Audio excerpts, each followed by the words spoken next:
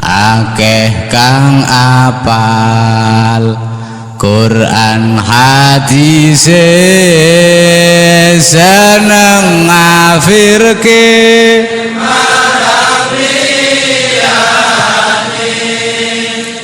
kafire dewe dak digatekke yen Bismillahirrahmanirrahim. Alhamdulillahirabbil alamin. Wa bihi nasta'inu ala umuri dunya waddin. Wassalatu wassalamu ala asrofil anbiya wal mursalin sayyidina wa nabiyina Muhammadin wa ala alihi wa ashabihi ajmain. Amma ba'du.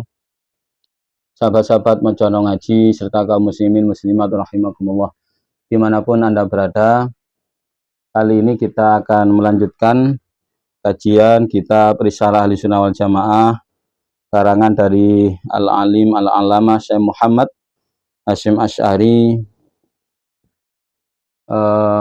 pendiri dari organisasi terbesar di dunia, yakni Nahdlatul Ulama. Kita lanjutkan kajian kemarin, pembahasan terakhir kita sampai pada golongan salafiyun, orang-orang salaf. Yang menurut Mbah Hasyim Asy'ari, salafiyun, orang-orang salaf itu adalah orang-orang yang teguh mengambil mazhab, berpegang teguh pada mazhab tertentu dan berpegangan pada kitab-kitab mu'tabaroh yang telah tersebar dan telah beredar, lalu cinta pada Ahlul Bait, cinta pada para aulia, para kekasih Allah, termasuk cinta pada Wali Songo, karena Wali Songo termasuk wali-wali Allah, cinta pada solihin, orang-orang yang soleh, terus gemar bertabaruk, mengharap keberkahan, seperti Imam Syafi'i yang juga sering bertabaruk kepada Imam Abi Hanifah, ya, suka bertabaruk, datang ke makbarohnya, ke kuburan Imam Abi Hanifah, dan di sana juga bertawasul. Imam Asy-Syafi'i radhiyallahu an bertawasul pada Imam Abi Hanifah yang telah meninggal dunia. Lalu ciri dari orang-orang salaf juga suka ziarah kubur, melakukan ziarah kubur, baik pada kubur para nabi, para sahabat, para sholihin, para aulia, juga melakukan talqin mayit dan melakukan sodakoh untuk mayit. Dan hadisnya tentang sodakoh pada mayit adalah hadis yang sahih, yang terdapat dalam kitab Riyadhus Shalihin, juga tentunya dalam Sahih Bukhari dan Sahih Muslim. Suatu saat ada seorang lelaki datang pada Rasulullah bertanya, "Ya Rasul, ibu saya telah meninggal dunia. Andaikan ibu saya bisa berbicara, saya kira ibu akan bersedekah. Kalau saya bersedekah sebagai ganti dari ibu saya, apakah pahalanya sampai untuk ibu saya?" Rasul menjawab, "Na'am, ya. Pahala sedekahmu akan sampai untuk ibumu." Silakan dipelajari di dalam kitab Riyadhus Shalihin. Dalam video sebelumnya juga telah kami bahas tentang dalil-dalil sedekah kepada mayit, doa untuk mayit, ya, tahlil lah untuk mayit itu pahalanya sampai. Dan itu ittifaq, mufakat para ulama. Anda juga bisa baca dalam Adhkar Nawawi. Jadi baik doa tahlil, sedekah, itu ittifaq semua ulama mengatakan bahwa pahalanya sampai untuk mayit dan bermanfaat untuk mayit. Adapun tentang bacaan Al-Quran memang terdapat khilafiyah masyhur dalam kalam Imam Syafi'i, dikatakan pahala Quran tidak sampai untuk mayit, namun dijelaskan lagi oleh santrinya yakni Zakaria Al-Ansari mengatakan pahalanya itu sampai jika di hadiahkan. Jika tidak dihadiahkan maka menurut Imam Syafi'i juga tidak sampai. Tapi kalau dihadiahkan maka sepakat semua ulama ahlu sunnah wal jamaah mengatakan baik bacaan Quran, doa untuk mayit, doa tahlil, dan sedekah itu pahalanya sampai dan bermanfaat untuk mayit. Lalu diantara ciri dari kaum salaf adalah iktikad, berkeyakinan bahwa adanya syafaat, juga manfaatnya doa untuk mayit, dan juga tawasul. Ini yang perbedaan yang tajam sekali masalah tawasul. Orang-orang Wahabi nggak mau tawasul. Orang-orang Wahabi Salafi mengatakan tawasul itu syirik, dikira meminta kepada ahli kubur. Kalau kita datang ziarah pada wali, dikatakan kita minta pada ahli kubur. Ya ini yang salah, pemahamannya salah. Bahwa tawasul dikira minta pada ahli kubur. Enggak, tawasul itu ya mintanya kepada Allah. Sedangkan tawasul itu ada sebagai lantaran saja. Kita umpamakan seperti ini masalah tawasul. Kalau kita ingin ke Jakarta, tentu kalau jalan kaki maka perjalanannya akan lama. Tapi kalau kita ke Jakarta dengan tawasul, yakni naik kereta atau naik pesawat, maka akan menjadi lebih cepat. Itulah fungsi dari tawasul. Kita bukan meminta kepada makbarohnya, bukan meminta kepada ahli kuburnya, tapi kita mintanya kepada Allah. Cuman kita dibantu dengan tawasul. Wabtahu ilaihil wasilah. Itu dalil dari tawasul. Juga ada yang lebih parah mengatakan tawasul, orang-orang yang senang ke kuburan itu menyembah kuburan. Nah ini lebih soplak lagi ini pendapat ini. Wah bisa Salafi ini kalau mengatakan orang yang datang ke kuburan itu menyembah kuburan. Bodoh ini kenemenan. Kenapa? Karena orang tawasul itu baca tahlil, orang tawasul itu baca doa, yang dibaca itu juga kalamullah, ya Al-Quran, ya wirid, ya doa. Kalau dikatakan nyembah kuburan ini bodoh ini nemen.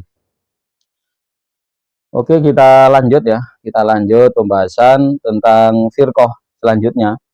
Nah, golongan yang mengikuti pemikiran dari Abdul Wahab, dan di golongan-golongan Wahabi. Saya langsung bacakan saja supaya tidak terlalu panjang durasinya. Wa minhum firqatun yattabi'una ra'ya Muhammad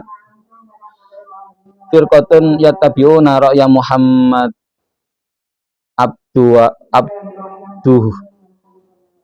wa Rasyid Ridho wa yakhuduna min bid'ati Muhammad bin Abdul Wahab An-Najdi.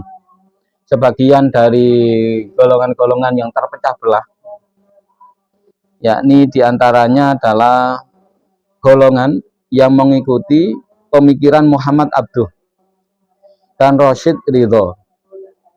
Mereka mengambil dari yakhuduna min bid'ati, mengambil bid'ah dari Muhammad bin Abdul Wahab An-Najdi. Jadi yang melakukan bid'ah itu justru adalah Muhammad bin Abdul Wahab An-Najdi, pentolan atau pendiri dari Wahabi sendiri. Ini kata Mbah Hashim. Kalau nggak terima yo terserah.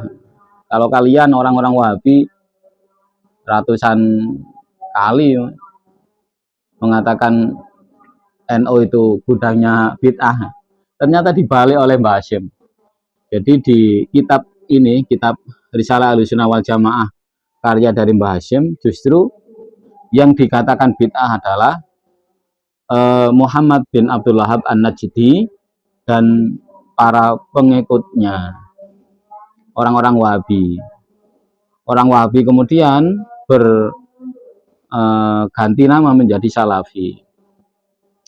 Tapi nggak sama dengan Salafi yang sebenarnya. Karena Salafi yang sebenarnya seperti tadi, sama dengan amalannya Ahlussunnah wal Jamaah, sama dengan Nahdlatul Ulama. Wa Ahmad bin Taimiyah wa tilmidhaihi Ibnu Qayyim wa Ibni Abdul Hadi, juga mengikuti Ahmad bin Taimiyah, Ibnu Taimiyah, dan dua muridnya yakni Ibnu Qayyim dan Ibnu Abdul Hadi. Ini ulama-ulama Wahabi. Satu, Muhammad Abduh Rasyid Ridho. Muhammad Abduh dan Rasyid Ridho ini terpengaruh dengan pemikiran ajaran dari Muhammad bin Abdul Wahab An-Najdi, pencetus Wahabi, dan juga terpengaruh pemikiran dari Ahmad bin Taimiyah. Ahmad bin Taimiyah atau Ibnu Taimiyah terkenalnya, Ibnu Taimiyah, dan juga dua murid dari keduanya yakni Ibnu Qayyim dan Ibnu Abdul Hadi. Saya lanjutkan. Faharramu ma ajma'al muslimuna ala nadbihi. Mereka, orang-orang ini pengikut dari Wahabi, mengharamkan atas apa yang diijma'i umat Islam atas kesunahannya. Jadi menurut mayoritas muslimin itu sunnah, tapi menurut Wahabi dikatakan haram. Nah, ini muncul awal mula ramenya dunia Islam itu ya, ini geger geden itu waktu munculnya Wahabi. Apa yang disepakati oleh kaum muslimin itu sunnah malah diharamkan. Wa huwa as-safaru li ziyarati qabri Rasulillah sallallahu alaihi wasallam, yakni safar, perjalanan untuk ziarah pada kuburan Rasulullah Shallallahu Alaihi Wasallam. Jadi menurut orang-orang Wahabi, kalau seseorang itu mau berangkat menuju makam Rasulullah, mau berjalan menuju makam Rasulullah, itu dikatakan haram. Padahal menurut kesepakatan ulama dan juga kaum muslimin, itu hukumnya adalah sunnah. Wa khalafuhum fima dzukira wa ghairihi, dan juga Wahabi itu berbeda pandangan dengan mayoritas muslimin di dalam perkara yang disebutkan dan dalam perkara yang lain. Nah, itu termasuk masalah tawasul, masalah sampainya pahala sedekah. Orang Wahabi ada yang mengatakan itu sampai pahala sedekah itu, ada yang enggak. Makanya mereka juga menolak tahlil. Tahlil enggak boleh. Tahlil itu enggak ada gunanya, orang sudah mati. Kalau kita enggak, karena Allah juga berfirman menyuruh kita sebagai umat Islam untuk memintakan ampun kepada saudara Islam yang lain. Dalilnya sudah dahulu ya, sudah di video-video yang terdahulu. Kita lanjutkan. Jadi itu menurut orang Wahabi, kalau seseorang itu ziarah ke makam Rasulullah, perjalanan mereka dikatakan haram. Nah, menurut Nahdlatul Ulama, menurut Aswaja, mayoritas ulama dan kaum muslimin dunia mengatakan itu adalah sunnah. Jadi memang hanya sedikit sekali yang pengikut dari Wahabi. Qala Ibnu Taimiyah fi fatawihi. Ibnu Taimiyah berkata dalam fatwanya, dalam kitab fatwanya, Wa idza safara litiqatihi annaha ai ziyarati qabri Nabi sallallahu alaihi wasallam ta'atan kana dzalika muharraman bi ijma'il muslimin. Fasara tahrimu minal umuril maqtu'i biha. Menurut Ibnu Taimiyah, ketika seseorang bersafar dalam perjalanan menuju makam Rasulullah dan berkeyakinan bahwa perjalanan itu adalah sebuah ketaatan, melakukan ibadah, taat, maka kana dzalika muharraman, maka itulah dikatakan haram. Bi ijma'il muslimin, menurut kesepakatan orang-orang Islam. Ini kata-kata dari Ibnu Taimiyah dikutip oleh Mbah Hasyim Asy'ari dalam risalah Ahlussunnah wal Jamaah. Fasara tahrimu minal umurin maqtu'i biha, maka keharaman dalam masalah ini itu menjadi pasti. Naudzubillah. Jadi ini yang membedakan antara Wahabi dengan Aswaja, yang membedakan antara Ahlussunnah dengan Salafi. Salafi mengikuti Wahabi, Wahabi mengikuti Muhammad bin Abdul Wahhab An-Najdi dan Ibnu Taimiyah. Di antara fatwa nyelenehnya, fatwa sesatnya, mengatakan perjalanan menuju Rasulullah, menuju makam Rasulullah dengan niat itu adalah ibadah, niat ketaatan, itu dihukumi haram. Jadi orang yang ziarah dari Indonesia kemudian ke Makkah Mukarramah, haji atau umroh, kemudian ziarah ke makam Rasulullah, itu dihukumi haram menurut orang-orang Wahabi, menurut Ibnu Taimiyah. Inilah yang kemudian menjadikan Islam terkena fitnah besar-besaran, kemudian geger, geden, rame-rame, sampai akhirnya pecah. Islam menjadi berantakan, terpecah belah.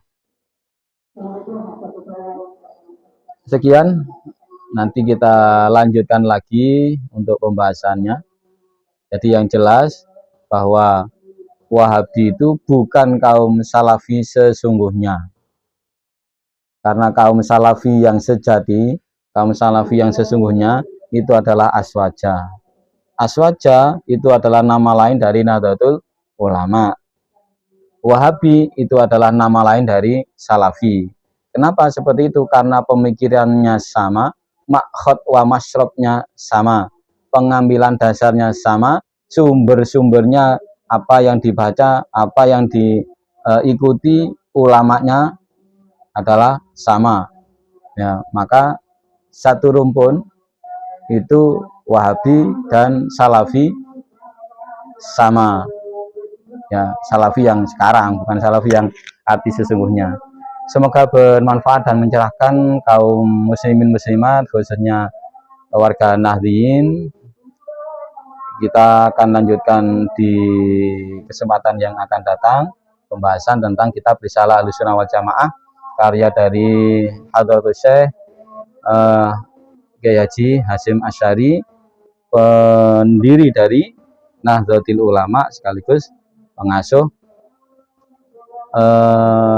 dan pendiri Pondok Pesantren Tebu Ireng Jombang. Assalamualaikum warahmatullahi wabarakatuh.